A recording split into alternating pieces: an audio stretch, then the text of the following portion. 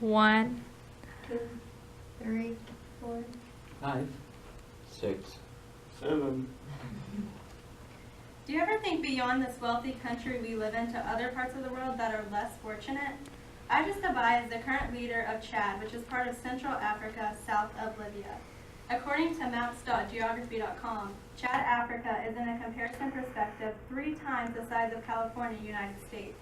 Deby has been the leader of Chad since 1990. He since then won an election in 1996 and 2001. As president of Chad, Deby promised to establish a multi-party democracy and end the lawlessness and conflict that has endured in Chad for so long. Throughout his presidency, this did not succeed. He in turn caused conflict and corruption and was known for brutally repressing the rights and freedoms of individuals in Chad. And his security forces routinely committed serious human rights abuses. Chad is known for its abundant resources in oil, uranium, and gold. But under the leadership of Deby, it's still one of the most poverty-stricken countries in the world. Deby was accused of misusing income from Chad's oil industry, spending much of the proceeds for weapons to aid in the fight against his detractors, rather than for the food assistance, infrastructure development, and education and health programs that his country so desperately needed. Idris Deby is known for playing a key role in the war between Chad and Sudan throughout the 2000s. He is accused of using child soldiers in the conflicts, sometimes as young as 10 years old.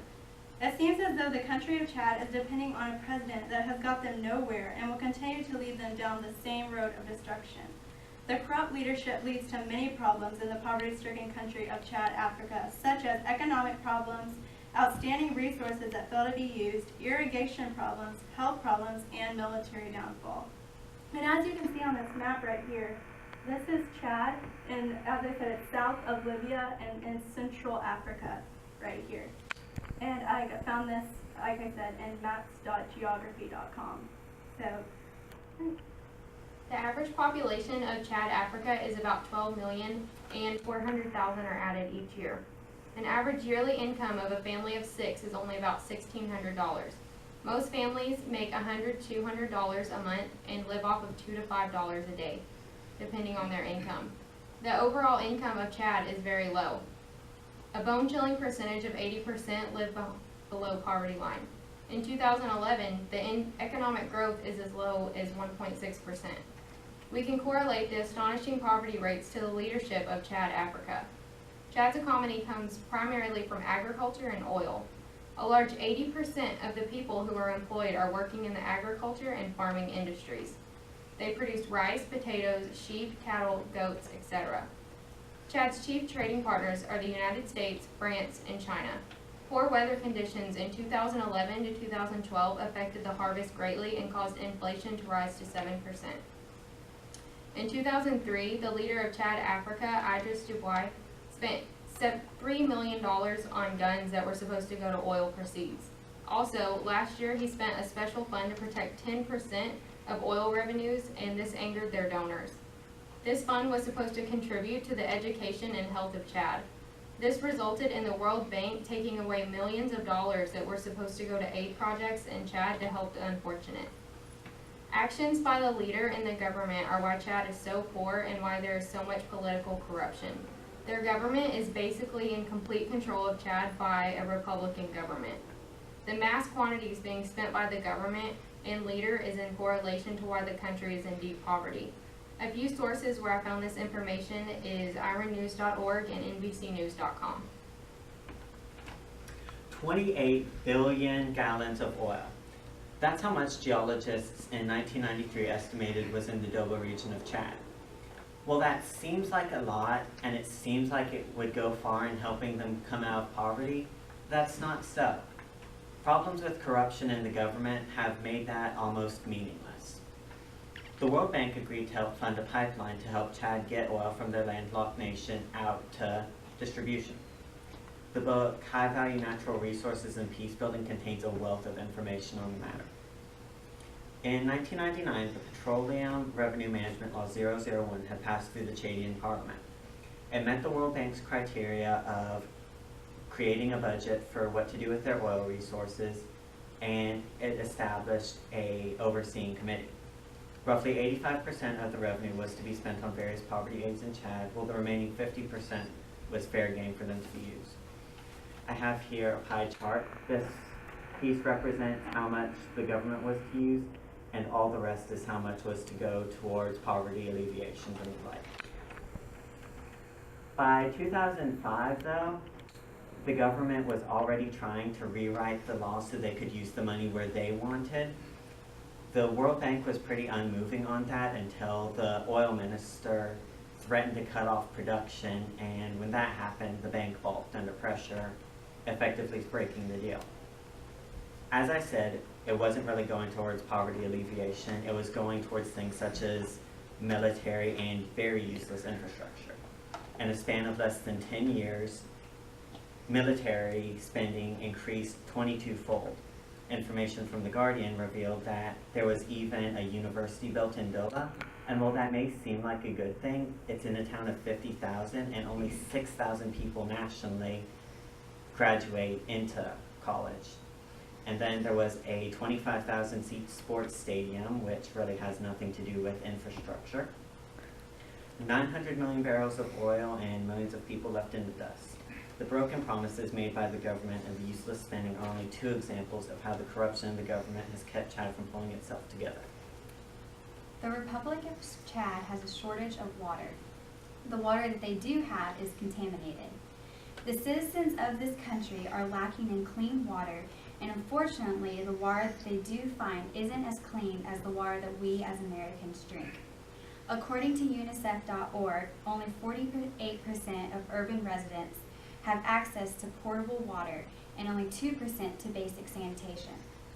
This problem of contaminated water is a result of poor leadership within the Republic of Chad because of the country not having an economic abundance. Thankfully, there are organizations that help. Since there is poor leadership, the Republic of Chad's focus isn't on quality or quantity of the water. Of course, with Chad being the 7th poorest country in the world, it is a difficult economical problem that results in the citizens of Chad to not be able to afford the water. There are organizations that, like UNICEF, that have made it possible for some areas of Chad to have access to sanitized water. There are now wells that these citizens can go to, and they're able to get clean water to drink or to use for other miscellaneous purposes, like washing clothes or doing the dishes. Another reason that Chad has to undergo these difficult circumstances of not having sanitized water is because of its country's political corruption on the nation economically. The country's leaders don't contribute money to sanitize their scarce and dirty water. Thankfully, countries around the world are helping to provide a means for these citizens to have access to the clean water to drink. But even then, the country still has a difficult time being able to afford drinkable water because of the leadership of the country. Like other poor country, Chad has a health issue too. So their corrupted leader in the country lead the country to a massive health problem. Some of the primary reasons of this, like they have poor economy. For the poor economy, they barely get them nutrition food. So under the almost 80% people live under the poverty line. Most of the don't get enough food due to shortage of food and water. Adults and children, all ages suffer from malnutrition. In fact, even after become ill, they visit the doctor in very rare cases. They do when people are educated, they know what to do in the situation. But the corrupted people doesn't care about the education. Only 40% of their children aged 5 to 15 attend school in Chad. Unfortunately, all of the 40% does not complete their education in time or at all. In addition to that, the rate of girls attending school is also very low. As a result of not obtaining enough education, majority of people rarely know what to do when unexpected situation occur. There is not enough healthcare provider in Chad, like only one doctor for 244,000 people. In fact, there is like unfortunately, the government spent only 3% of its total budget on the health issues. In addition to that, there is less than one qualified health worker per 1,000 people. As a result, there isn't enough hospital to take care of the thousands of unfortunate patients. As of in UNICEF.org, they say like as more than 5% of the nations is under the HIV. Thank you. Chad maintains a powerful military, but instead of using it for handling their armed conflicts, they use it for their military diplomacy. One example of this military diplomacy would be a few years ago when France needed Chad's military support in Mali. Chad agreed to this, but in exchange France had to agree to ignore certain bad policies held by the Chadian government. While Chad is using its military for this military diplomacy, they are not using it to handle their armed conflict with Sudan. Chad has decided it does not like the Sudanese president, and they want him gone. But instead of just dealing with it or sending their military to throw him out, they instead fund rebels in Sudan, and Sudan in turn funds rebels in Chad. The most notable of these rebel groups is the Janjaweed. Human Rights Watch has paid very close attention to the Janjaweed and has reported that they routinely attack civilian targets, sometimes even with helicopter gunships. And a UN report has found that there are child soldiers not only among the rebel fighters, but among Chad's own military as well. That same report brought to light instances of rape and sexual violence, sometimes even against children, that are widespread among Chad's military. This leaves the people without a protector to turn to. In addition to being in fear of losing their lives at the hands of the rebels, or being raped at the hands of the Chadian military, the people also have to be afraid of where they step, because the civil war has left landmines all over the country of Chad. And the civil war has torn apart the country and the families within, but it could have been avoided had Chad simply not done the exact same thing to Sudan. But the problem will continue so long as Chad continues its policy of using its military diplomacy to avoid these problems from being addressed internationally. Today we spoke about the poverty in Chad, how Chad leader Deby is bringing the country to poverty and destruction by causing conflict and abusing the rights and freedom of the people of Chad. The economy of Chad comes from oil and agriculture. The country is deep in poverty because the government is in complete control of Chad.